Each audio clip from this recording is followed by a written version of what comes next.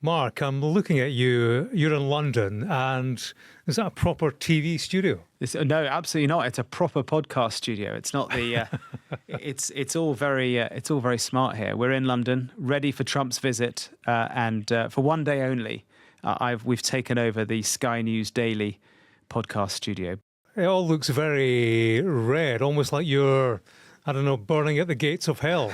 But maybe that's just podcasting. Let's hope that's not the way the week goes. I'm Mark Stone.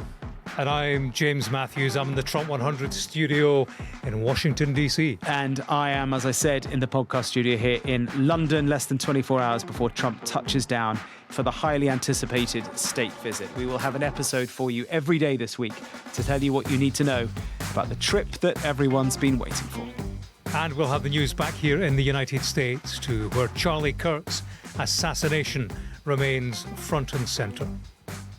And TikTok, it is here to stay. After many months of will they, won't they, Team Trump says they've reached a deal with China after years of negotiation. First, Mark, Sir Keir Starmer, the Prime Minister, has spoken for the first time since he gave our man in Washington the boot. Peter Mandelson sacked last week. Yeah, interesting stuff. The first time that we've heard verbally from Prime Minister Starmer. He sent his lieutenants out over the past few days to back him and Downing Street's version of events. But speaking publicly for the first time since he sacked Lord Mandelson on Thursday night, he has been giving a little more detail about the sequence of events as he sees them. Peter Mandelson, before he was appointed, went through a due diligence process. That's the propriety and ethics team. Went through a process, and therefore I knew of his association with Epstein. But had I known then what I know now, I'd have never appointed him. Because what emerged last week were emails, Bloomberg emails, which showed that the nature and extent of the relationship that Peter Mandelson had with Epstein was far different to what I had understood to be the position when I appointed him. The other interesting thing that has emerged, James, is that we are now told that Keir Starmer did not phone Lord Mandelson before firing him. So that early morning, we discovered about 5:45 in the morning, Washington time last week. It must have been just before that Lord Mandelson got news from Downing Street, but not from his old pal and his boss, Keir Starmer, that in fact he was being let go. Starmer genuinely really feels like he's on the ropes at the moment. I mean, it may have been a story that's moved on your side of the Atlantic. Absolutely not here in the UK. Real questions for the Prime Minister about how much he knew and when.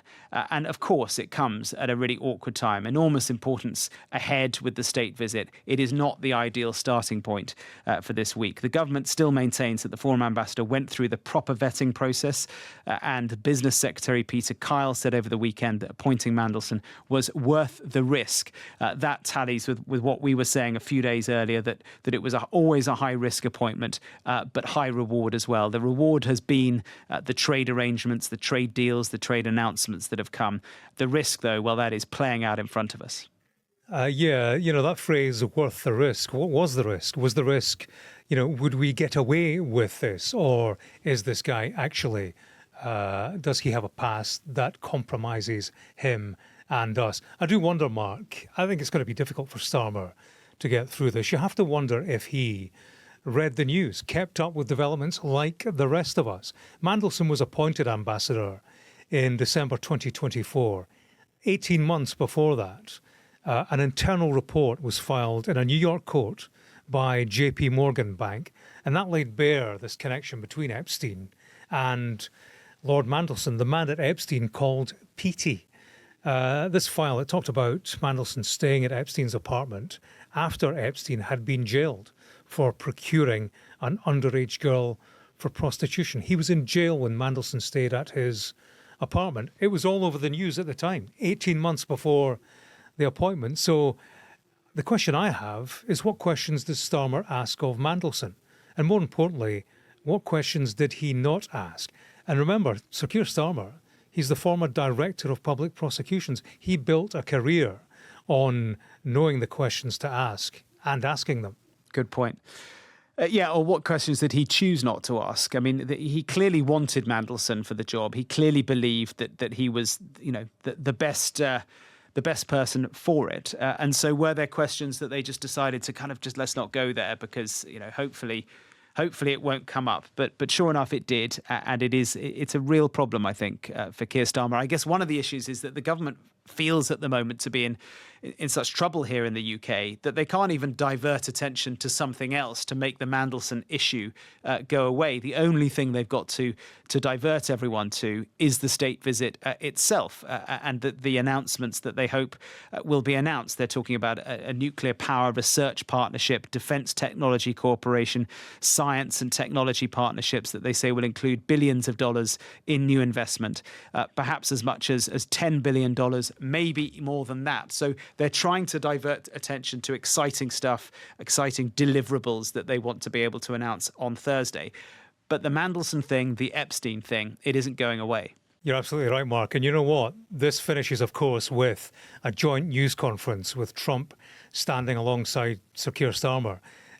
Do either of us think that questions number 1, 2 and 3 are going to be about trade deals, about investment? The questions are all going to be about Mandelson, I think, and his association with Epstein. And of course, that'll be a question for Starmer. It will be a question for Donald Trump as well. The last thing that he wants is to get dragged back into the Epstein affair. So there is the recipe for embarrassment there. The last thing that either President or Prime Minister wants at the end of this trip. What a strange turn of events that either directly or by association, the three principal people over the next 3 days, Starmer, Trump and King Charles, have a link to Jeffrey Epstein. Starmer, by association, through the guy that he appointed as the ambassador. Trump directly, we know they were he was friends with Epstein. And then, of course, King Charles, by association, through his brother, Prince Andrew's association with Epstein. So what a strange turn of events. Epstein, the man, the story that will never go away. But of course, beneath the headlines, it will be functional. There will be American CEOs in town, we're told. They will participate in a business roundtable event at the PM's residence. The White House, they've put out the guest list. Secretary of State Marco Rubio, he'll be there, as will Envoy Steve Witkoff, Treasury Secretary Scott Bessent. The First Lady, Melania Trump, she'll be there. Might be the picture of the visit. She'll tour Queen Mary's doll's house, we're told, the doll's house in Windsor, which was made for Queen Mary in the 1920s. And then Melania will visit Frogmore House and Gardens in the company of Princess Kate. Listening to that guest list, Marco Rubio, Secretary of State, but also Steve Witkoff, Donald Trump's Mr. Fix-It, who hasn't done a great job at fixing anything of late. Mr. Mess It Up. Well, arguably. You wonder whether actually, as is often the case with these things, it'll be the sideline meetings that are important as well, because Britain's new Foreign Secretary, Yvette Cooper, she will want to have some time with Marco Rubio. I'm sure she'll want to have some time with Steve Witkoff as well, given that he seems to be doing the job of Secretary of State a lot of the time. So behind the pomp, behind the principles, there will be other really important meetings that are going on. I guess that the thing, I don't know about you, James, but it's kind of weird, is that this state visit isn't happening because the current British government respects or admires this American president. Actually, underneath the surface, they find him a very difficult man. They find the administration very difficult. And that's why they're doing this. They're doing this because they have to, because they've realized that in the short term, at least, Trump's America is all powerful. And they need to keep Trump's America on side for reasons of geopolitics, Ukraine, for reasons of economics, the trade deal, the tariffs. So they feel they've got to do this, and so they are. Yeah, it's an honour bestowed on a US president more out of necessity than anything else. I'm intrigued to see what the protests are going to be like, James. There are going to be protests in Windsor tonight, Tuesday evening, and then in central London on Wednesday, which kind of feels a bit back to front to me, because you'd think that the protesters would want to be in Windsor on Wednesday itself. But I guess they're being kept well back, because aside from all the King's horses and all the King's men, there is going to be one mammoth security operation. The US Secret Service have been in Windsor for a few days, doing their own checks alongside the police. So it's one huge security headache, and I imagine compounded by the awful events of last week with the death of Charlie Kirk. That is only going to raise the concern over the safety of the American president. It absolutely will. And of course, here in the States, there is a structure, a security structure in place that is built around the potential for weaponry, weapons being used, guns being fired. The Americans won't be concerned at going to the United Kingdom, where that's not so much the case. I was covering Donald Trump on his visit to Aberdeen, and it was very much a similar scenario, Mark. Secret Service in town weeks in advance, effectively, drafting the security arrangements on their terms because of the dangers as they saw it, different from a UK policing operation. So clearly that will be a challenge, the interaction between UK security and US. Now, James, an unusual moment over the course of the past day. The Vice President has been hosting a show and a podcast.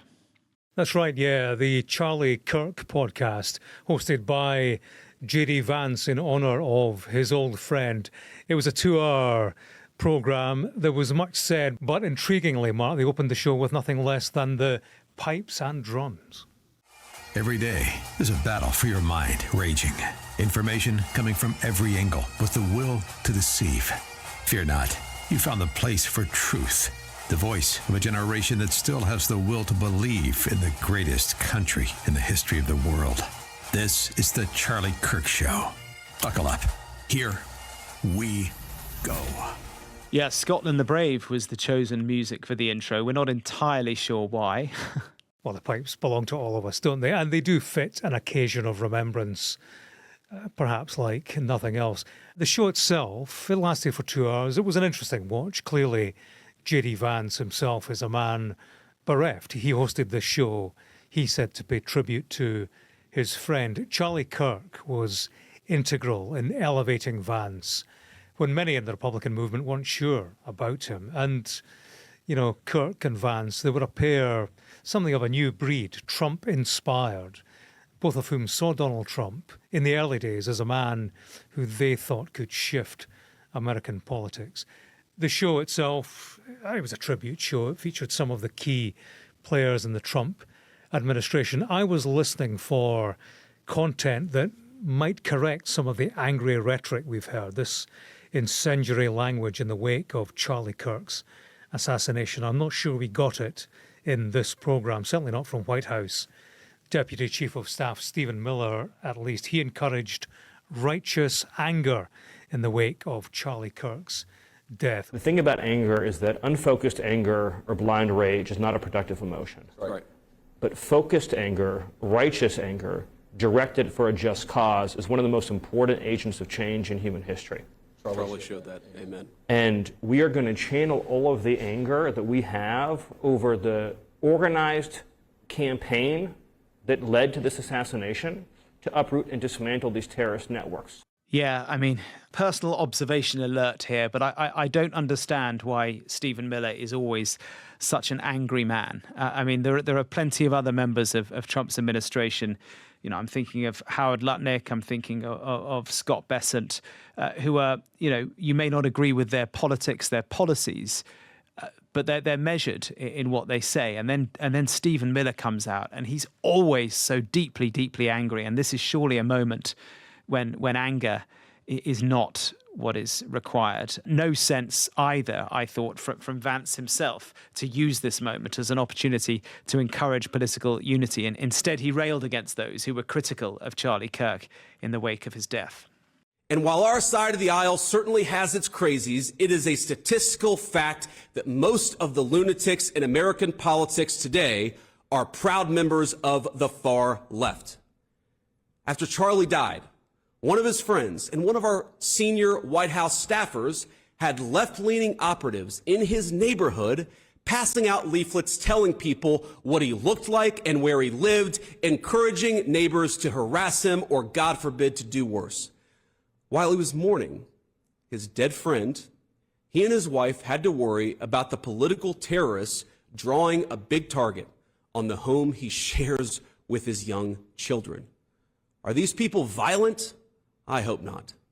But are they guilty of encouraging violence? You damn well better believe it. We can thank God that most Democrats don't share these attitudes, and I do, while acknowledging that something has gone very wrong with a lunatic fringe, a minority, but a growing and powerful minority on the far left. There is no unity with people who scream at children over their parents' politics. There is no unity with someone who lies about what Charlie Kirk said in order to excuse his murder. There is no unity with someone who harasses an innocent family the day after the father of that family lost a dear friend. There is no unity with the people who celebrate Charlie Kirk's assassination. And there is no unity with the people who fund these articles, who pay the salaries of these terrorist sympathizers, who argue that Charlie Kirk, a loving husband and father, deserved a shot to the neck because he spoke words with which they disagree. Yeah, once again, on a set-piece occasion when perhaps the country might have heard the language of unity, once again, it's heard nothing but division. And that line from JD Vance, which he came away with, talking about how statistically most lunatics were on the far left, I'm paraphrasing. I do wonder how that resonates. What people hear, people who might be intent on doing harm, and the extent to which they are encouraged to do harm. You talk about Stephen Miller. Before today, he was calling the Democratic Party a domestic extremist organisation. I do wonder how that resonates with people who may be of a mind that politics in this country is conflict, is war. I think these kind of sentiments absolutely feed into that. And I think, Mark, a difficulty here, 10 years ago, there are people who are now mainstream who have a voice and are never off the telly. 10 years ago, they were viewed themselves as just way out there, spreading dangerous messages of hate and so on, who wouldn't have come near Congress, the political establishment, or respectability. These people are now actually in Congress, representatives of the people, and they have a voice. They are in the political mainstream. It's dangerous. I imagine there'll be quite a few high-profile people on the left of politics in America right now who are nervous, who are worried, who are scared about their own security.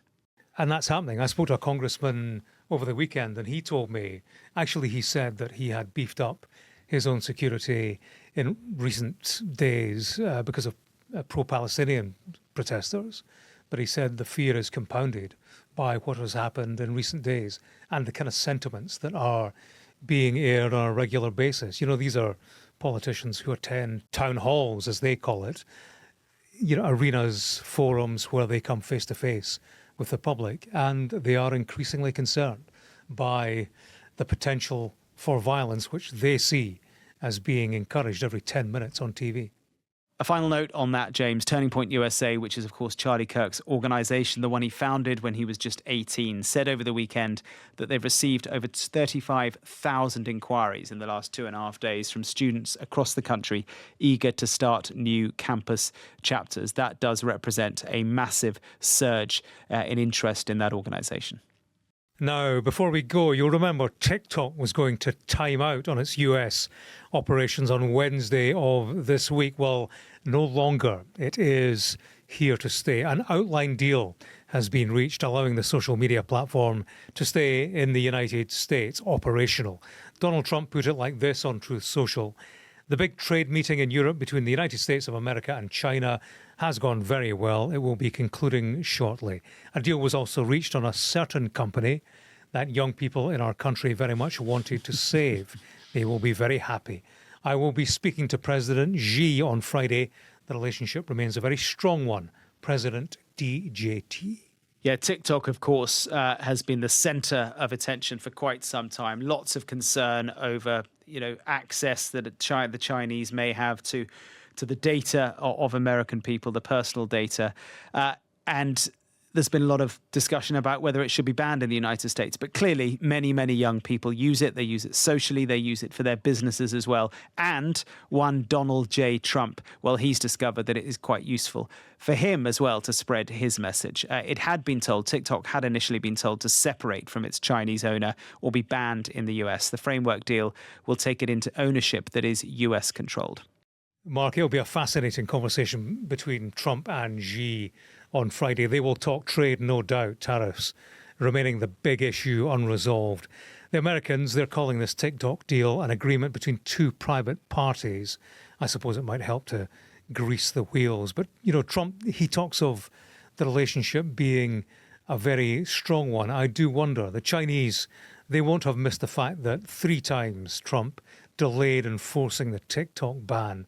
This after Congress had passed legislation for it, calling TikTok this national security threat. In time, Trump has come round to the Chinese way of thinking. And, trade versus the TikTok deal, it will be more difficult for Trump to negotiate a very complicated trade deal with the Chinese, a deal that, much of his reputation hangs on. Anyway, Mark, we'll be back tomorrow. You will be at an airport, yeah? Yep, that's right, James. Waiting for the touchdown of the Donald on British soil. We'll bring everything you need to know about his first night here tomorrow. Bye-bye for now. Well, we look forward to that. Commentary at the airport, whispering Mark Stone, podcast gold. And thank you for listening. Thanks for watching. Do get in touch with us if you want to. The email address, of course, is trump100@sky.uk. All the best. See you tomorrow.